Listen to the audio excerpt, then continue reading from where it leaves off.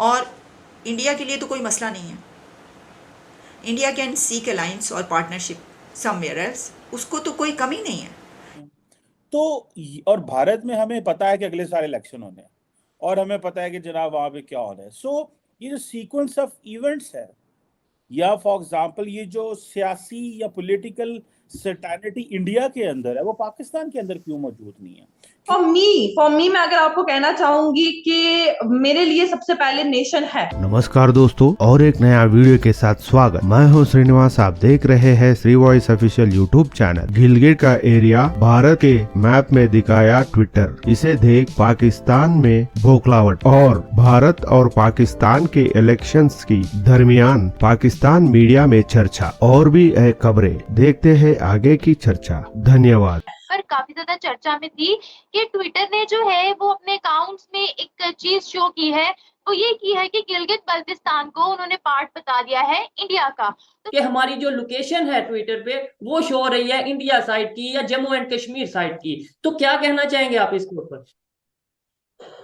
जो आप बात करें हैं एलॉन मस्क की या फिर ट्विटर को लेकर के जो स्टेटमेंट जो बड़ा जो सामने आया है, मुझे लगता है ये परफेक्ट है। अमेरिका की तरफ से चाइना का ये विजिट करना, जिसको कहा जा रहा है कि ये गुड कॉप या बैड कॉप वाली बात है, क्योंकि इससे पहले ब्लिंकन भी चाइना का विजिट करके गए, जिसमें उन्होंने प्रेसिडेंट शी को डिक्टेटर कहा और बहुत सी ऐसी बातें हुई जिसपे ये कहा गया कि ये तो एक बैड कॉप वाला उन्होंने रोल प्ले किया। लेकिन इस विजिट को ये कहा जा रहा है कि सेक्रेटरी जेनेट येलन ने एक गुड कॉप वाला रोल प्ले किया है। क्या ये गुड कॉप और बैड कॉप वाली ही स्ट्रेटजी थी? लेकिन क्या इसकी वजह यह है कि हमारे लिए भी ये बहुत अहम है। आप जानते हैं कि इंडिया, पाकिस्तान, अमेरिका और चाइना, ये 4 कंट्रीज़ ऐसी हैं जिनको एक दूसरे से अलग नहीं किया जा सकता। आप जितनी भी कोशिश कर लें, लेकिन इनके एक दूसरे के साथ मफादात भी जुड़े हुए हैं, कॉन्फ्लिक्ट्स भी जुड़े हुए हैं। जहाँ पहले पाकिस्तान एक स्ट्रॉन्ग अलाइंस हुआ करता था अमेरिका का, अब वो अलग होकर चाइना के साथ खड़ा है। तो वहीं पर अमेरिका जो कि बल्कि इंडिया जो कि अमेरिका का पार्टनर एज सच इस तरीके से नहीं था जिस तरीके से अब वो उनके साथ खड़ा है, या अमेरिका इंडिया के साथ खड़ा है और पार्टनरशिप अब है। तो इसलिए इसके ऊपर क्या, देखिए ना, एक बात अब इसमें एक बड़ा अहम एंगल है और वो है इंडिया। अब बात ये की जा रही है कि क्या इंडिया पे इस पर क्या इम्पैक्ट आता है, क्योंकि एक तरफ हमने अभी देखा कि अभी तो अमेरिका की एक क्लोज पार्टनरशिप स्टार्ट हुई है इंडिया के साथ, और अभी ही अमेरिका बढ़ा है चाइना की तरफ दोस्ती के लिए या ये कि पार्टनरशिप के लिए, या कोई कमी नहीं है।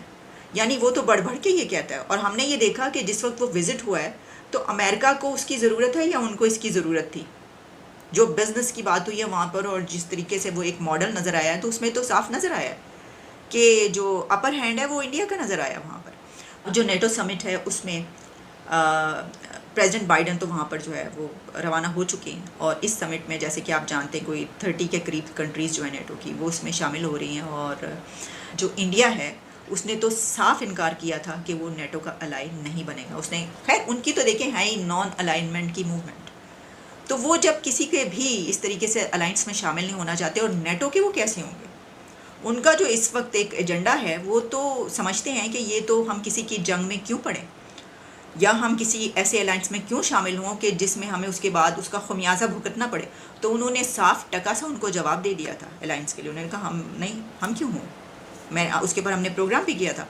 उनके जो एक्सटर्नल अफेयर्स मिनिस्टर थे डॉक्टर जयशंकर ने, उन्होंने साफ कह दिया था कि नहीं, we are not willing to join this alliance, और हम जो हैं किसी के साथ भी इस सिचुएशन में खड़े होने को तैयार नहीं है कि जहाँ पे हमें किसी और की जंग लड़नी पड़े, ये लड़ाई लड़नी पड़े जिसमें हम बहुत माहिर हैं। करे अवाम में जितनी भी मकबूलियत हो जाए तहरीक इंसाफ की, मगर फिर भी सारी पाकिस्तानी सियासत तहरीक इंसाफ की मुखालिफत थी। और भारत में हमें पता है कि अगले साल इलेक्शन होने हैं और हमें पता है कि जनाब वहां पे क्या होना है। ये जो सीक्वेंस ऑफ इवेंट्स है, या फॉर एग्जांपल ये जो सियासी या पॉलिटिकल सर्टेनिटी इंडिया के अंदर है, वो पाकिस्तान के अंदर क्यों मौजूद नहीं है? टेक्निकली इंडिया की हाई टेक इंडस्ट्री जो है वो बहुत बड़ा एक सेक्टर है उनका। सिर्फ बेंगलोर के अंदर 17 लाख आईटी इंजीनियर्स हैं। तो यू कैन वेल इमेजिन कि वो कितनी तरक्की कर रहे हैं। तो ऐसा क्यों है सर? देखिए, पाकिस्तान में तो हमेशा से 76 ईयर से हम यही देख रहे हैं कि जो भी इलेक्शन होता है वो फौज के अंडर होता है, या एजेंसीज ही उसको मैनेज करती हैं या चलाती हैं या जो भी होता है। इसमें कोई शक नहीं है कि एक हिंदुस्तानी माहौल में जब आप बात करते हैं तो वो आपकी पूरी बात सुनते हैं, उसके ऊपर उनके सवाल जो हैं वो फिर लॉजिकल भी होते हैं, कुछ इमोशनल भी होते हैं, दोनों को हैंडल करना पड़ता है। तो क्या फिर सर सही बोलते हैं दुनिया वाले हमें कि पाकिस्तान जो है वो बहुत एंटी साइंस है, साइंस को मानता नहीं है? नहीं, क्या आप नहीं समझते कि पाकिस्तान एंटी साइंस है? बजाय कि इंडियन हमें बताएं, व्हाट डू यू थिंक, क्या पाकिस्तान में साइंस की तरक्की होती है? डू यू थिंक साइंस की कोई बात होती है? नहीं ना होती। तो इंडियन जो है वो सच ही बात कर रहे हैं कि भाई अगर ये हमारे साथ जंग करना चाहते हैं तो फिर हम भी तैयार हैं। ये पहले नहीं था एटीट्यूड होता, अब कुछ लोगों में है और वो समझ भी आता है। आप दूसरों को तंग करते रहेंगे तो वो कभी तो रिएक्ट करेंगे ना आपके साथ। कि लद्दाख में भी डेवलपमेंट है, कश्मीर में भी है, जम्मू में भी है। तो अगर इंडिया की इस चीज की मैं बात करूंगी, अगर मैं वैसे तो मैं किसी सरकार को यहाँ पर सपोर्ट नहीं करती हूँ, मैंने पहले ये बात कही थी, मैं किसी भी सरकार के लिए, क्योंकि मैं एक जर्नलिस्ट हूँ और एक जर्नलिस्ट का काम रहता है कि वो रियलिटी दिखाए। लेकिन आफ्टर 370 जो भाजपा यहाँ पर आई है उसने बहुत काम किया है।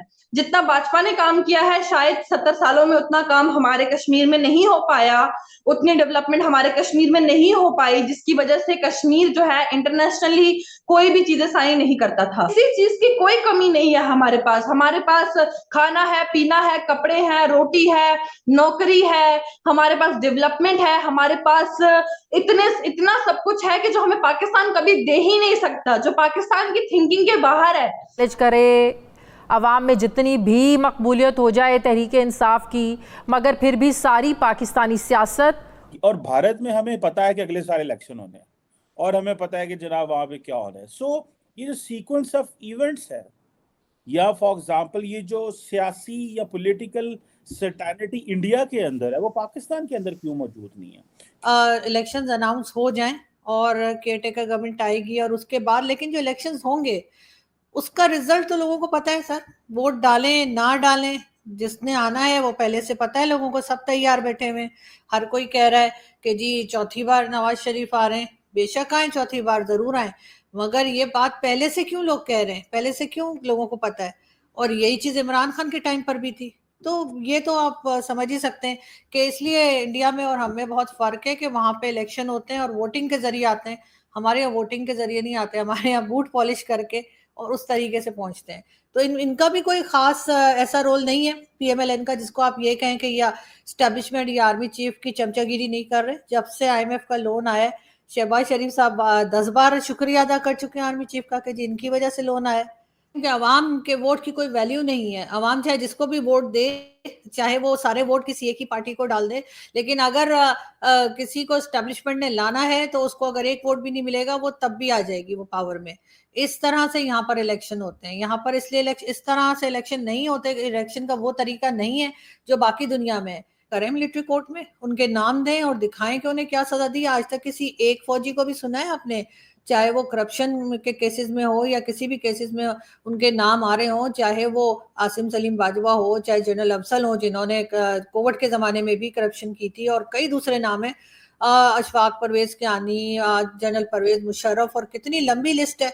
किसी के ऊपर कभी इन्होंने केस चलाया? कोई केस बना किसी के ऊपर या किसी को सजा हुई? नहीं होती सर, सिर्फ सिविलियंस को होती है।